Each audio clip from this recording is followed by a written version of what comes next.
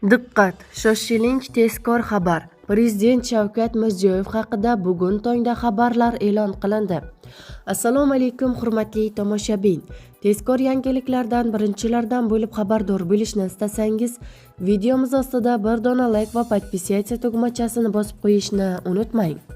Davlatimiz rahbari Prezident Shavkat Mirziyoyev Samarqand shahriga jo'nab ketdi. Bu haqida Prezident matbuot xizmati xabar berdi. 28-29 may kunlari Italiya bosh vaziri Giorgia Meloni rasmiy tashrif bilan O'zbekistonda bo'ladi. Samarqandda bo'lib o'tadigan oliy darajadagi muzokaralarda O'zbekiston, Italiya strategik sheriklik munosabatlarini yanada mustahkamlash va ko'plab qirrali hamkorlikni kengaytirish masalalari ko'rib chiqilishi rejalashtirilgan. 2023-yil 8-iyun kuni O'zbekiston prezidenti Shavkat Mirziyoyev Italiyada Giorgia Meloni bilan muzokaralar o'tkazgandi.